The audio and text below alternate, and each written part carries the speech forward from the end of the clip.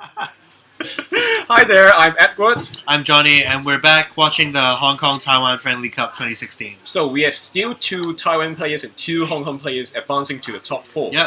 And each Hong Kong players will play against the other Taiwan players. Yeah. Maybe there will be. That'll be more competitive, Yes. hopefully. And The upcoming match that we're going to be streaming is Jeremy Wong against Sai-Ha Liu. We've seen both of these players on stream before. Yeah, Jeremy's using his team of Groudon, Salamence, Cresselia, Smeargle, Cernius, and Bronzong, whereas Sai-Ha has the very, very interesting team of Yveltal, Rayquaza, Garchomp, Ferrophone, Rotom Heat, that's the point. and what's the last one here? Crobat. Yeah, Crobat.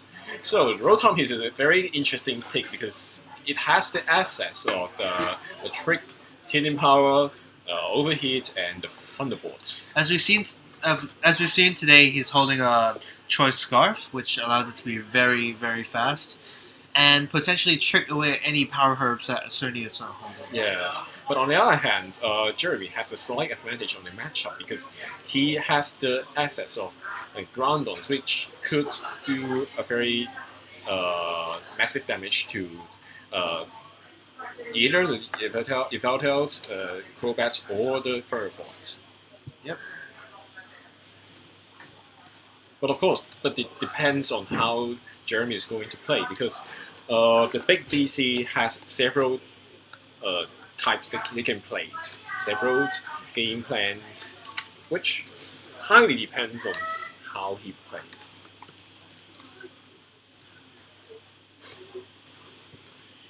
Yeah, when you look at the matchup, Cernius seems very, very good at first, but then you see all the Pokemon on the left side of the screen in Seiya's team preview are to prevent Cernius from getting that favorable matchup. The Crobat and also the Ferrophone. And also that Rotom Heat. Yes, the Trick. And it's very bulky in terms of special defense, I guess. Now we see the Crobat and the Rotom lead from Seiya's side, and we also see Smeargle Cernius lead. It's a very anti-Cernius lead from Seiya's side. Yes.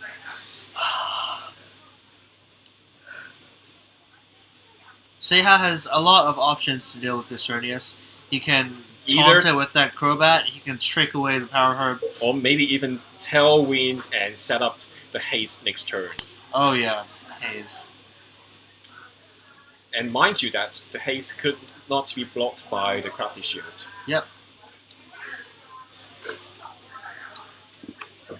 On Jeremy's side though... Indeed, we see the Crafty Shields coming from the Jeremys. And the Thunderbolt directly onto the Cernius. And we see the Tailwind as we predicted. Cernius goes for the Geomancy.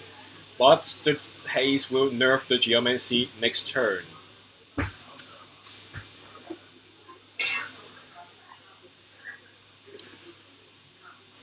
Haze is a move that has been kind of boosted this generation, removing all types of resetting all the stat boost and drop, including the Moody one. Yes. So the accuracy increase from the Smeargle, would it matters after the Haze? I don't think so. It's one of those moves that has quite a limited move pool though. And we see the Thunderbolt onto the Smeargle and it paralyzes it. And Haze, as Haze comes out from that Crobat. And a Dazzling Gleams. Still doing a minimum of damage. Dark Voice connected by the weight. Although Crobat is holding that Lumberry. Yeah, and it will wakes up. Now Jeremy's at a disadvantage here because the opposing side has that Tailwind setup. Yes. But on the other hand, Jeremy might want to conserve his Xerneas as it may prove more useful later in the matchup. And Seiha, If Seiha manages to like slowly chip away at Cernius, then that's Jeremy's win condition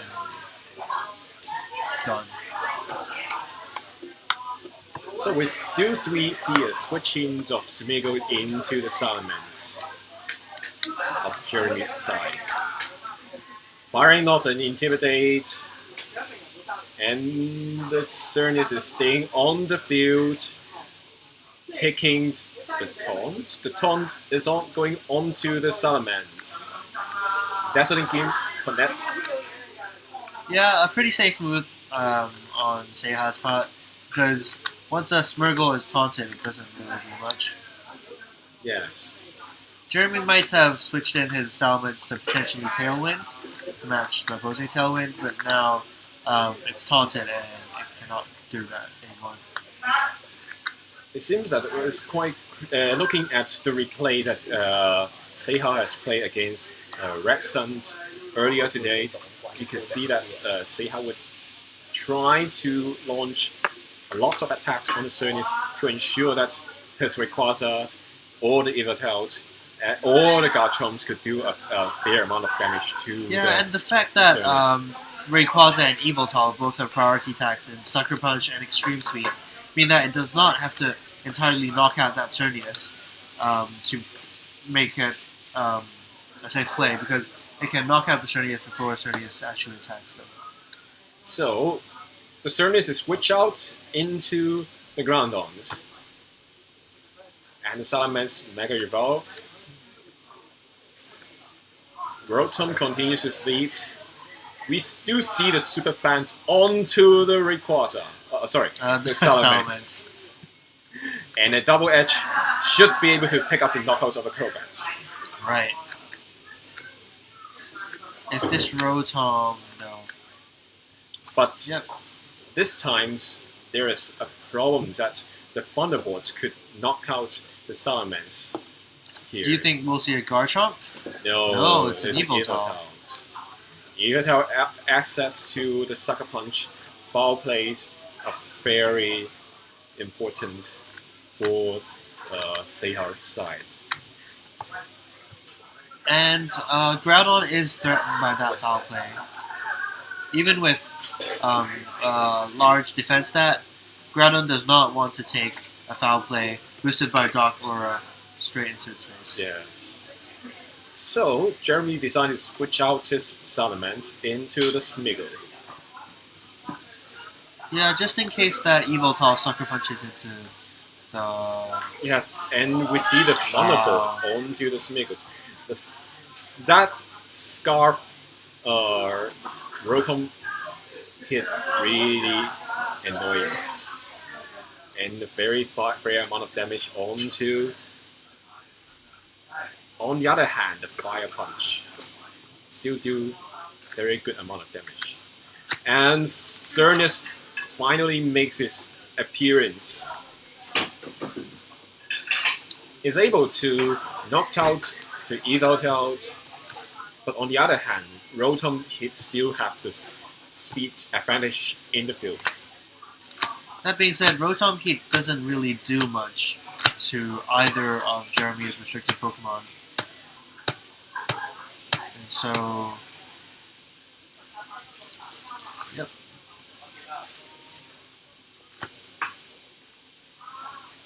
I'm curious to see which Pokemon Seiha has in the back, though. We do see the Protect from the... and a Sucker Punch. Thunderbolt continues to knock the Cernius. And it's a Paralyze! Moonblast onto the Rotom. And picks up the knocked out, eventually. I think that was a good play on Jeremy's part. But the unfortunate Paralysis.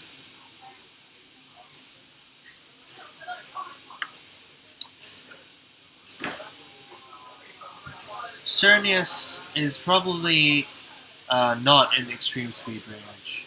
But double targeting into the Cernius would definitely knock it out. Definitely.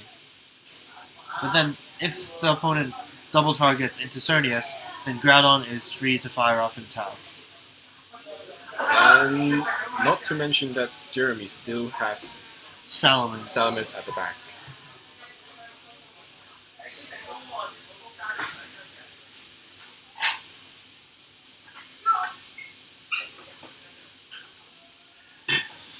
I think the priority is taking care of that Evoltol at the moment because Foul Play hits Groudon and Salamence very hard.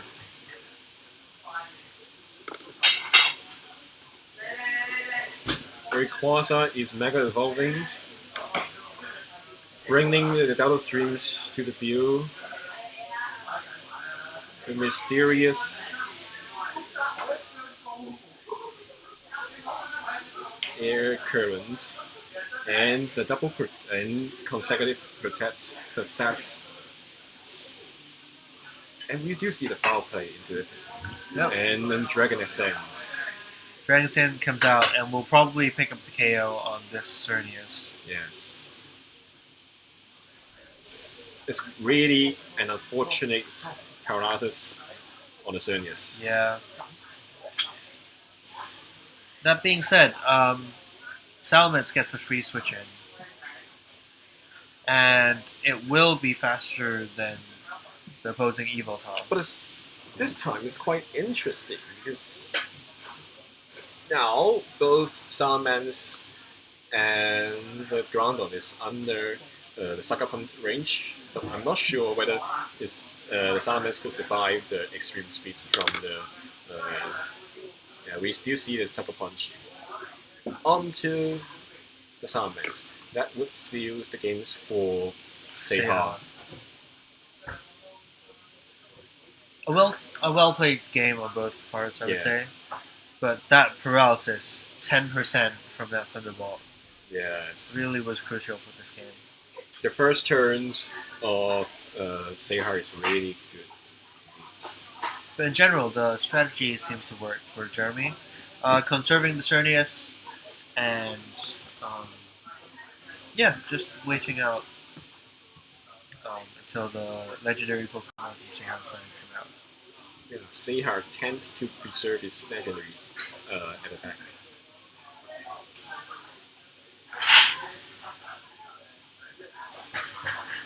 Yeah, all these flying type Pokemon pose a big threat to Groudon, not just because Groudon can't hit them with their ground type moves, but because if Garchomp is their partner, then they won't be affected by any earthquakes. Yes.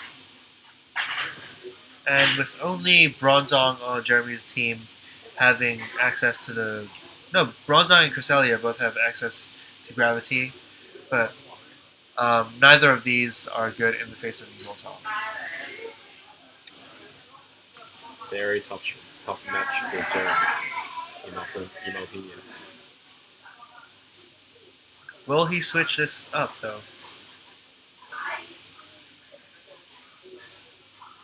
Because this court is very well known by players in the world, but Seiha's team, we don't often see Seiha's matchups. Yeah, definitely. It's a very creative, unusual team, but I like it.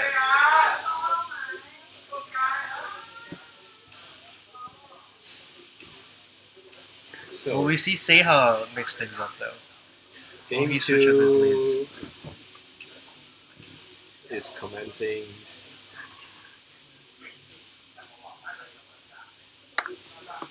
And we see a Crobat Garchomp leads against the Cresselia Salamence lead. And their Intimidate fires up. I do think that Jeremy this time has an advantage because of the access of Icy Winds of the Cresselia. That being said, we remember when Seiha played against Red Sun, that Garchomp has Rock Slides, which can flinch the opponents. No, we don't often see Rock Slides in 2016, and we often forget about it, how we suffered in 2015. Definitely. Especially teams that use Japanese sand strategy. with a choice scarf Tyranitar, and Sandress also extra drill. Those were very, very strong moves. So, Jeremy decides to switch out his own Salamence into Xerneas. Hope that the incoming attack will be the Dragon Claws. But using the haste to nerf, wow, very creative, but I do like it. And the Dragon Claws does attacks on the Xerneas. A very advantageous turns for Jeremy. That did half to that Garchomp.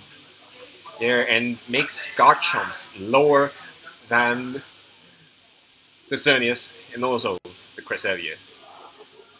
Now that Xerneas is free to set up a Geomancy, though. Would you?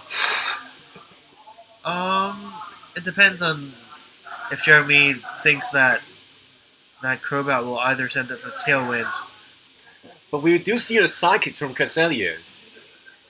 Will it pick up the knockout on Crobat? No, but and another haze from Crobat. Predicting the Geomancy. No, but Geomancy. No Geomancy. But, and Xerneas will pick up the knockout on that Crobat. We must be careful that after the haze, the Garchomp is back to 102, 169 speed. Yep. So Evoltail's coming in, but can he really stop the Geomancy's setting up? Well, the question is, does Jeremy need to Geomancy with this Xerneas? And of course, the other question is whether the Xerneas could one-hit KO the Evoltails with the Moonblast. I could see potentially Salamence switching in for Jeremy's Cresselia right here, just to intimidate the two physical attackers on Seiha's side. And Xerneas does not need to Geomancy, it can just Dazzling Gleam away at all these But Pokemon. Dazzling Gleam doesn't KO the Evoltails, and also there are some kind of risk that a Rock Slide flinches the Xerneas. Oh, but Cresselia is switching out, hoping to preserve it against... And Groudon comes out, not Salamence. Yes. So, will Seiha use an Earthquake to do a massive damage to Jeremy? So, Primal Reversion brings in the Desolate Land, the Suns, and we do see the Rock Slides! Will we see a flinch, though? Will we a see very a minimal flinch? amount of damage on Xerneas. And knockouts onto the Groundons. And the Dazzling Gleam connects us. Dazzling Gleam comes out. That will be goodbye to the Garchomp. And the Evoltal hangs on with around 25% of its health. Yes, and the last Pokemon would be the Wayquaza. Jeremy is now in a very good position to win this game.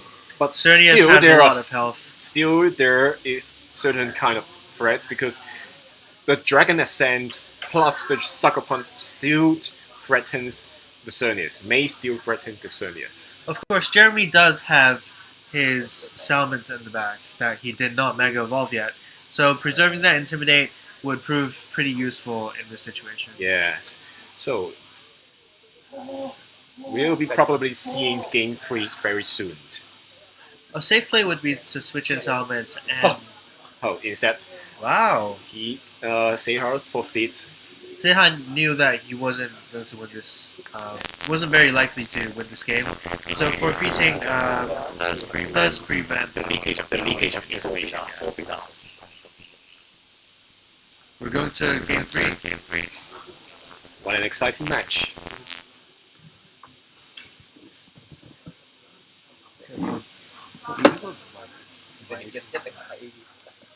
So, once again, let me introduce myself. I'm Edward, and with my partners, Johnny's here, commentating the Hong Kong-Taiwan Friendly Cup 2016. And the match you're watching is a top 4 match between the Hong Kong players, Jeremy's and the Taiwan players Seiha Liu. Yeah, I really like Seiha's team, but maybe he could have preserved his Crobat a bit better. Yes, but the Cresselia proves to be very useful lead against Seiha's team. And I was surprised that Seiha didn't bring his Rotom Heat either, because Rotom Heat resists the attacks from both of Jeremy's restriction Pokemon and his Mega Pokemon of choice, which is Mega Salamence. So, will Jeremy predicts a lead? I'm not sure what The Rotom Cresselia. Heat has to fear from anything from Jeremy's side.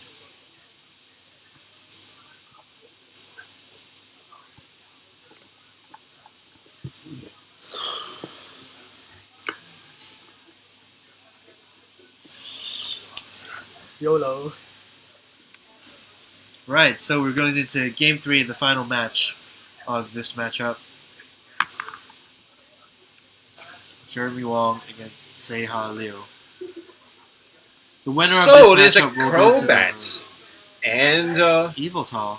and against a Cernius Cresselia. Very interesting matchup Very interesting. because Moonblast should be able to knock out the Eviltals, but if that's the situation is a speed tide, doesn't matter. Have we seen all of Eviltal's moves yet?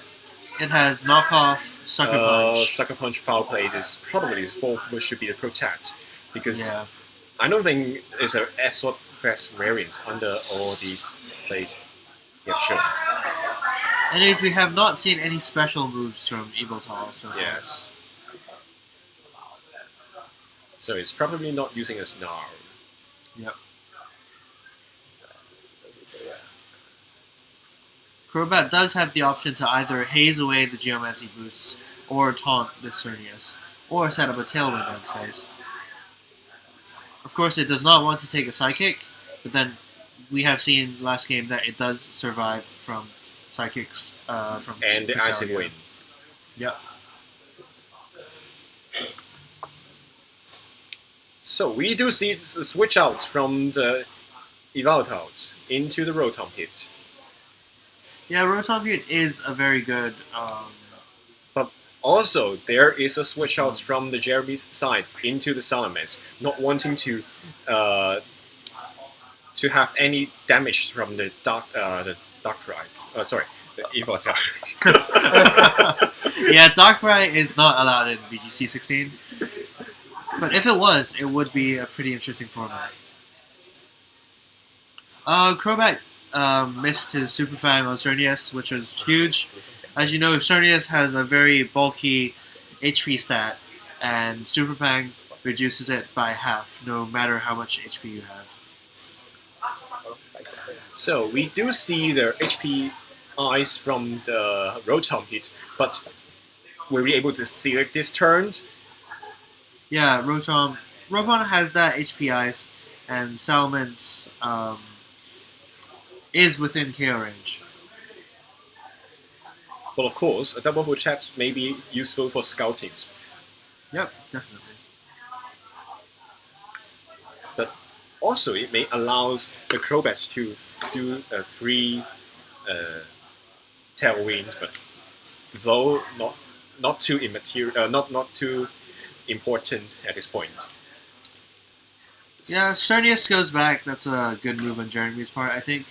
Cernius is definitely necessary for the late game against. And the Eviltal. protect from the Salamence. Oh, we really do see the hidden power eyes from the Rotoms, but the Cresselia has been attacked by the Super Fans, and the Citrus Berry is activated.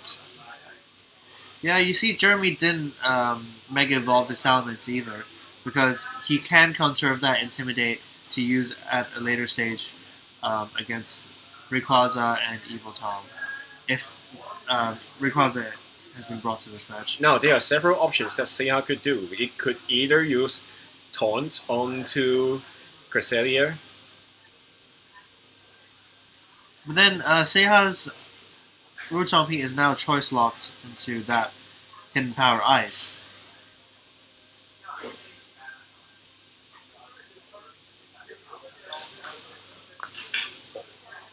Oh, we do the switch out from the Cobat, but we don't see the switch out from Rotom Hit. So we're probably seeing that Rotom Hit continues to use the Hidden Power attach, and the Salaman stays in the field! More importantly, that would be a massive loss for Jeremy's, for the Hidden Power Ice could one-hit KOing the Salamence. I know! The surprise with 2 HP! To my surprise! And Icy wins! Now the Rotom is back to normal speed because Icy Wind has negated the effect of that Choice Scarf. So next turn, this Salamence will be faster than both. But we do still have the Sucker Punch. Sucker Punch and Tailwind. Yeah. Whether Jeremy would use the Tailwind instead, or maybe there's a Sucker Punch coming in from the Yveltal's foul plate.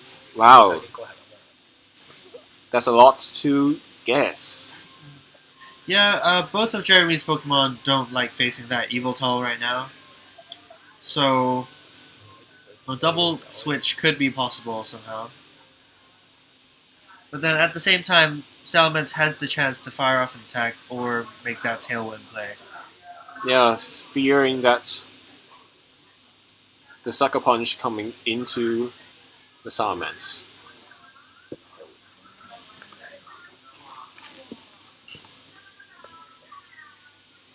So, Zeha decides to retreat his Rotom Hit into the Crobat, and we still see the Sucker Punch onto the Cresselia.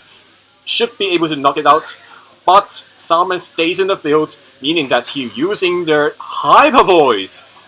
Does it able to knock out the Yveltal? Yes, it does! Yep. Good play on Jeremy's part. Not flinching at all at... But the game is still not over, as I've always said. Yep. So the pick between the Xerneas or the 4 Pokemon from Jeremy is a very tough decision.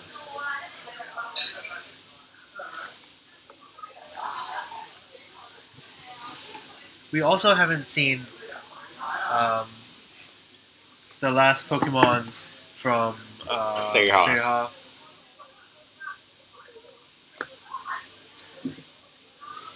So, Seha is sending out his Rotom, while Jeremy is sending out that Mega Xerneas. Salamence is so big, you cannot even see that The Rotoms, blocking all the... Yeah, we can see it in this angle, but not at the angles of Jeremy's.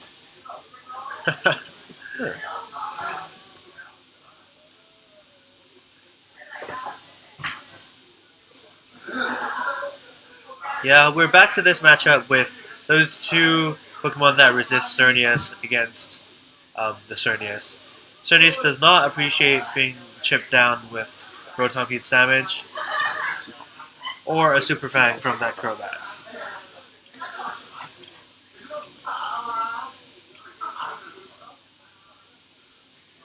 The Rotom Heat is back to its full speed now that it's switched out. And holding a Choice Scarf, it could potentially be quicker than that. But Salamence. A very interesting pick by... Yeah, we do see the Thunderbolts onto the Xerneas. And we'll be able to defeat Super Fan onto the Xerneas too. But staying on the field, the Salamence uses Hyper Voice, knocking out the Rotom. And also the Dazzling Gleams or the Moonblast should be able to pick up the locked out or the Crobat. A very risky turns, but it pays off. Now, Jeremy has 3 Pokemon against the last Pokemon of Seha. And the last Pokemon is the Rayquaza. Yeah, but 3 versus 1. Yep. Rayquaza probably only has single target moves. Yeah, So- I don't expect you would use the Rock Slide this time. Or Surf.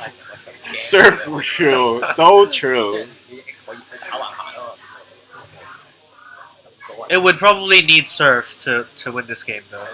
Anyway, With the Primal Groudon in the back. congratulations to Jeremy, and it's And Seals the Jeremy games will very very- likely be moving on to the final of yes. this Hong Kong-Taiwan Friendly Cup. But of course, it's not over yet. So.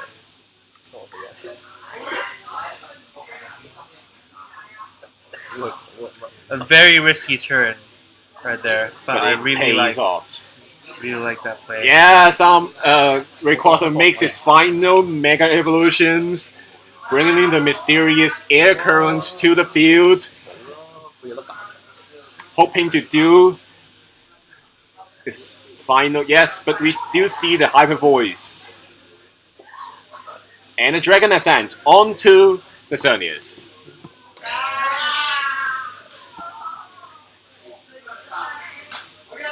But the incoming Groudon with the desolate land activated. That's actually a pretty good name. You could ask. Desolate Sand. Yeah, So the new legendary. yeah, making the fields activate with permanent sand Permanent sand condition. weather. Mega Hippowdon, maybe. Yeah, desolate sand. I like this.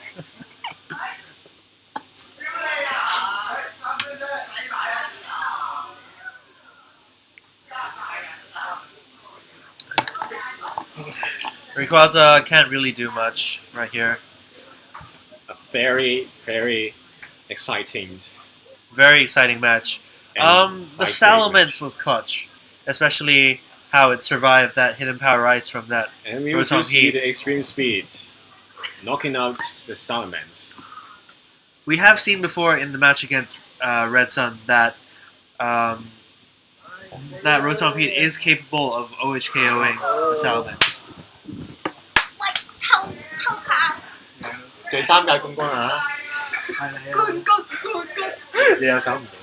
Congratulations to Jeremy. Congratulations to Jeremy. And fortunately, Jeremy is still in the streaming locations. So I will continue to do the streaming right away. My goodness. So we are not leaving. So We're not leaving early, anytime soon. And it's 7:80, 7:41. And Yeah, but that was a very good match. yes, I thought Jeremy could win the next games, and so we could do a small interview with him. Yeah, of course. I hope to. Of course. Credit goes to Seiha. Very creative team. I love the way he plays. But yeah, But in the end, if you can't stop the Xerneas, then everything's solved. Yeah. So, I hope the other match would proceed faster, and so we could stream the next match earlier. But at this time, I would like to stop the streams at this moment, and I will put the streams right back again, because it's running 4 hours already. yeah. Okay, We'll be right back. see you soon.